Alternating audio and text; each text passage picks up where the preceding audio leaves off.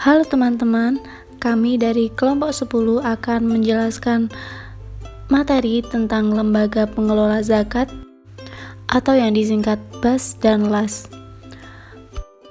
Pertama-tama kenalan dulu yuk sama anggota kelompok 10. Check this out. Assalamualaikum warahmatullahi wabarakatuh. Perkenalkan, nama saya Anissa Salsabila, NIM G74219088. Assalamualaikum warahmatullahi wabarakatuh. Perkenalkan, nama saya Risma Mulanda Fatima Azhara, NIM G04219067. Assalamualaikum warahmatullahi wabarakatuh. Perkenalkan, nama saya Muhammad Husain Alamul Huda Muhaimin, NIM G04219047. Yang pertama kita akan membahas pengertian zakat. Zakat ditinjau dari segi bahasa memiliki arti yaitu al-barakatuh yang mempunyai arti keberkahan, at-taharatu yang memiliki arti kesucian, al-nama yang mempunyai arti pertumbuhan dan perkembangan, dan as-solahu yang memiliki arti keberesan. Sedangkan zakat ditinjau dari segi istilah, terdapat banyak ulama yang mengumumkakan dengan redaksi yang berbeda-beda. Akan tetapi pada dasarnya mempunyai maksud yang sama, yaitu bahwa zakat adalah bagian persyaratan tertentu yang Allah SWT mewajibkan kepada pemiliknya untuk diserahkan kepada seseorang yang berhak menerimanya dengan persyaratan tertentu pula. Dasar hukum zakat dalam Al-Quran terdapat pada firman Allah SWT surah An-Nur ayat 56 yang berbunyi wa aqimus sholata wa atuz zakata wa atiur rasulah la'allakum turhamun, yang artinya dan dirikanlah sembahyang, tunaikanlah zakat, dan taatlah kepada Rasul supaya kamu diberi rahmat. Selanjutnya kita akan membahas pengertian Badan Amil Zakat dan Lembaga Amil Zakat. Yang pertama, Badan Amil Zakat yang merupakan institusi pengelola zakat yang sepenuhnya dibentuk oleh pemerintah untuk melakukan kegiatan pengumpulan, pendistribusian, dan pendayagunaan zakat sesuai dengan ketentuan agama Islam. Sedangkan Lembaga Amil Zakat atau yang disingkat LAS merupakan organisasi pengelola zakat yang dibentuk sepenuhnya atau prakarsa masyarakat dan merupakan badan hukum tersendiri serta dikukuhkan oleh pemerintah. Dan selanjutnya kita akan membahas peran dan manfaat zakat di Indonesia. Zakat bertindak sebagai suatu mekanisme penting untuk sebuah negara, khususnya negara dengan mayoritas penduduknya yang memeluk agama Islam, karena menjamin kemaslahatan rakyat. Oleh karena itu, zakat mempunyai kekuatan untuk mengentaskan problem kemiskinan di negara Indonesia. Zakat juga merupakan pas faktor bagi keadaan kondisi masyarakat, khususnya perbaikan ekonomi. Karena dengan adanya distribusi zakat akan terjadi pertumbuhan kesejahteraan masyarakat dalam arti yang lebih luas. Zakat juga dapat meningkatkan ekonomi dan membuat kegiatan ekonomi masyarakat semakin hidup. Karena semakin besar zakat yang kita keluarkan, semakin besar pendapatan nasional suatu negara dan semakin makmur negara kita. Peran zakat juga sangat penting dalam usaha pemberdayaan potensi ekonomi umat. Lalu apa sih peran dan manfaat zakat untuk umat Islam? Nah, yang pertama, zakat dapat membersihkan hati dan diri. Yang kedua, zakat dapat mendekatkan diri kita dengan Allah SWT. Yang ketiga, zakat akan menjadikan kita senantiasa menjadi umat yang pandai bersyukur. Yang keempat, zakat dapat mensucikan harta benda kita serta menghilangkan dendam yang ada dalam hati kita. Berzakat juga dapat menyempurnakan iman dan menghapus dosa loh. Berzakat juga tentunya dapat membantu orang lain yang lebih membutuhkan, dan insya Allah dengan berzakat rezeki kita akan dilipat gandakan oleh Allah SWT. Sejarah berdirinya Lembaga Pengelola Zakat di Indonesia. Dalam 15 tahun terakhir ini, perkembangan pengelola zakat di Indonesia sangat menggembirakan.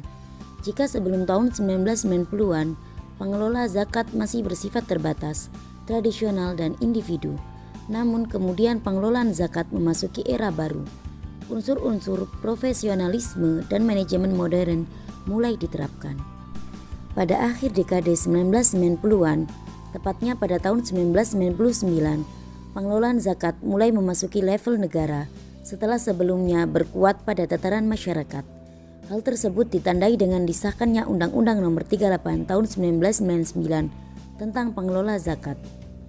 Dalam upaya pengumpulan zakat, pemerintah telah mengukuhkan Badan Amil Zakat atau BAS, yaitu lembaga pengelola zakat yang dibentuk oleh pemerintah yang personalia pengurusannya terdiri atas ulama, cendekiawan, profesional, tokoh masyarakat, dan unsur pemerintah. Kemudian untuk lembaga amil zakat atau disingkat dengan LAS, yaitu lembaga pengelola zakat yang dibentuk oleh masyarakat, yang pengukuhannya dilakukan oleh pemerintah bila telah memenuhi persyaratan tertentu. Syarat berdirinya lembaga pengelola zakat. Syarat berdirinya lembaga pengelola zakat yang pertama adalah adanya akta pendirian yang berbadan hukum. Yang kedua, data muzaki yang membayar zakat dan mustahik orang yang berhak menerima zakat. Daftar susunan pengurus, rencana program kerja jangka pendek, jangka menengah, dan jangka panjang, neraca atau laporan posisi keuangan. Selanjutnya, surat pernyataan bersedia untuk diaudit. Selain melakukan pengukuhan, pemerintah juga melakukan pembinaan kepada LAS sesuai dengan tingkatan lokasi LAS tersebut, seperti di pusat oleh Menteri Agama, di daerah provinsi oleh Gubernur, atas usul Kepala Kantor Wilayah Departemen Agama Provinsi. Kemudian untuk di daerah kabupaten atau kota oleh Bupati, Wali Kota atas usul Kepala Kantor Departemen Agama, Kabupaten atau Kota. Sedangkan untuk daerah kecamatan oleh Camat atas usul Kepala Kantor Urusan Agama. Kemudian selanjutnya kita akan membahas dasar hukum lembaga pengelolaan zakat, BAS dan LAS.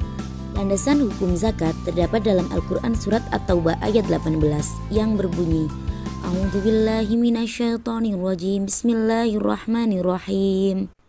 Innama ya'muru masajidallahu min amana billahi wal yawmil akhir wa aqama sholata wa ata zakata wa lam yahsa illallah fa'asya ulaika ayyakunu minal muhtadin, yang artinya bahwa sungguh yang menyemarakan masjid-masjid Allah hanyalah orang-orang yang beriman kepada Allah dan hari kemudian mendirikan sholat, membayar zakat, dan tiada takut kepada siapa-siapa kecuali Allah. Selain ayat ini, hukum zakat juga diatur dalam Al-Quran Surat At-Taubah ayat 71 dan Surat At-Taubah ayat 103. Lembaga pengelola zakat dalam hal ini adalah Badan Amil Zakat atau BAS dan Lembaga Amil Zakat atau LAS sebagai lembaga pemegang amanah Undang-Undang Nomor 23 Tahun 2011 tentang pengelola zakat mengganti Undang-Undang Nomor 38 Tahun 1999, merupakan lembaga kepercayaan publik yang sensitif pada isu public trust, sehingga lembaga tersebut berkewajiban untuk mencatat dan melaporkan dengan benar setiap dana yang dihimpun, dikelola maupun dana yang disalurkan dalam bentuk laporan keuangan kepada muzaki sebagai stakeholder maupun masyarakat umum.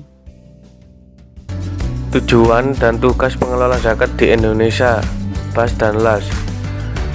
Tujuan didirikannya lembaga pengelola zakat adalah: yang pertama, meningkatkan pelayanan dalam menunaikan zakat sesuai dengan tuntutan zaman.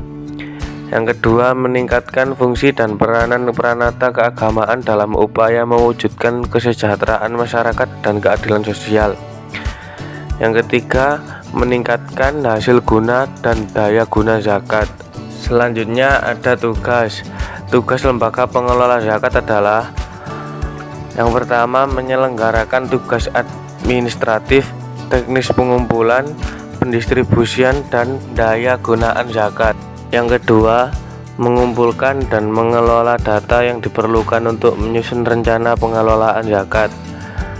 Yang ketiga, menyelenggarakan bimbingan di bidang pengelolaan, pengumpulan, pendistribusian, dan pendayagunaan zakat. Dan yang terakhir, yang keempat, menyelenggarakan tugas penelitian dan pengembangan komunikasi, informasi, dan edukasi pengelolaan zakat. Selanjutnya, fungsi dan peranan.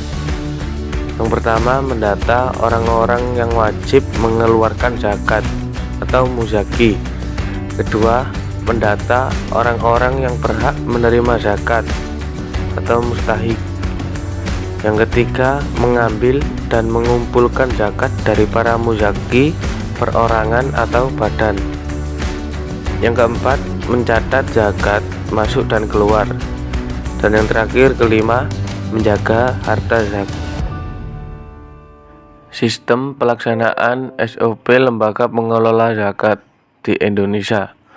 Pesatnya pertumbuhan lembaga pengelola zakat masih belum diiringi dengan upaya penguatan kapasitas keorganisasian, sehingga disparitas kapasitas masih cukup tinggi.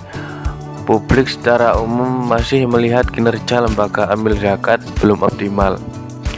Pada dasarnya, ada 4 bidang kerja dalam lembaga pengelola zakat yang seharusnya memiliki standar operating procedure, yaitu manajemen penghimpunan dana, manajemen keuangan dan back office, manajemen SDM, serta manajemen pendaya gunaan atau pendistribusian dana zakat.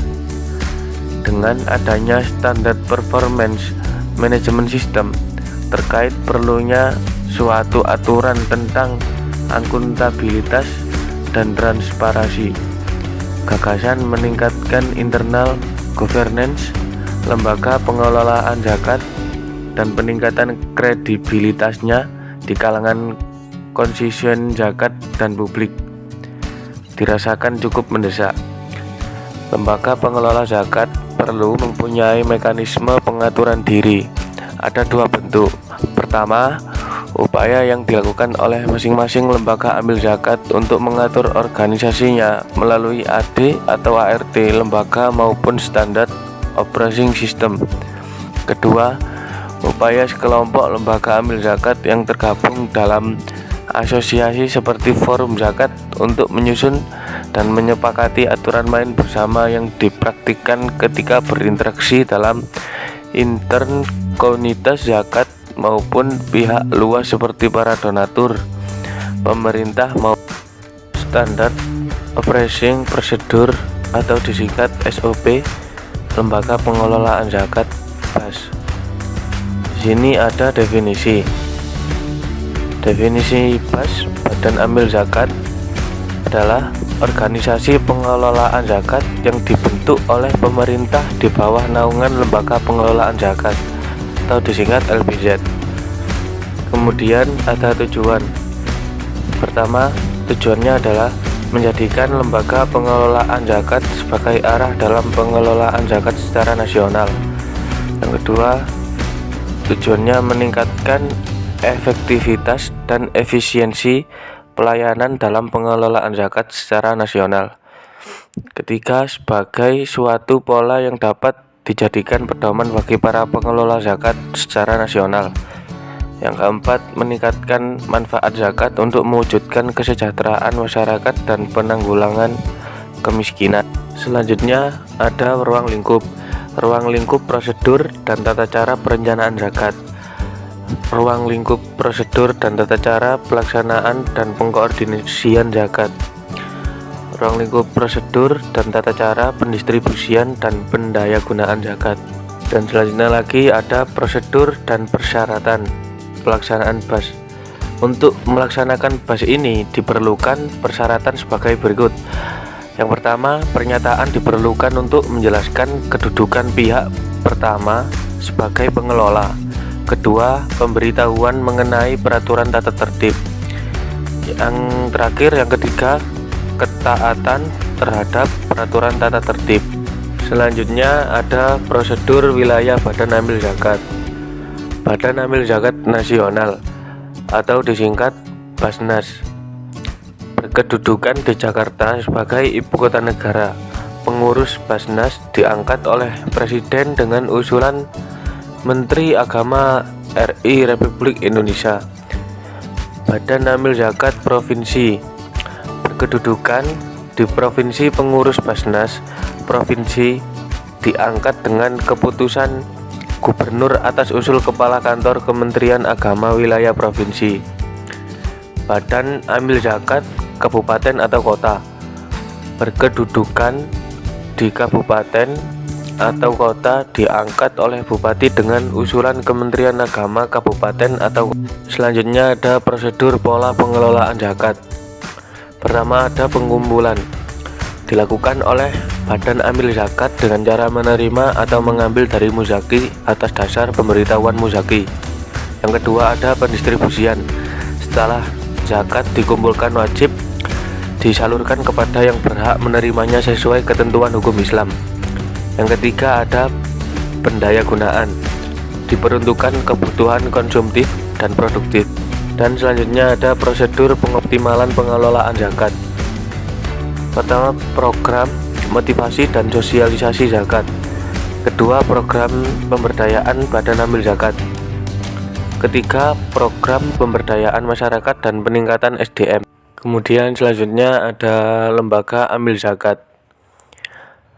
Lembaga amil zakat adalah institusi pengelolaan zakat yang sepenuhnya dibentuk atas prakarsa masyarakat dan dikelola oleh masyarakat sendiri. Pemerintah berfungsi sebagai regulator dan koordinator. Karena itu pemerintah bertugas untuk membina, melindungi, dan mengawasi LAS. Selanjutnya yang terakhir ada prosedur wilayah badan amil zakat. Lembaga amil zakat tingkat pusat dibentuk oleh lembaga dakwah atau organisasi masyarakat yang bergerak di bidang dakwah, pendidikan, sosial, dan kemaslahatan umat yang telah jaringan di sepertiga jumlah provinsi di Indonesia. Manajemen pengelolaan hasil zakat. Pengelolaan zakat merupakan kegiatan perencanaan, pengorganisasian, pelaksanaan, dan pengawasan terhadap pengumpulan dan pendistribusian serta pendayagunaan zakat. Manajemen zakat yang baik adalah suatu keniscayaan agar LBZ dapat bermanfaat, maka pengelolaan atau manajemennya harus berjalan dengan baik. Sekian materi dari kelompok kami, kurang lebihnya kami mohon maaf yang sebesar-besarnya. Wassalamualaikum warahmatullahi wabarakatuh.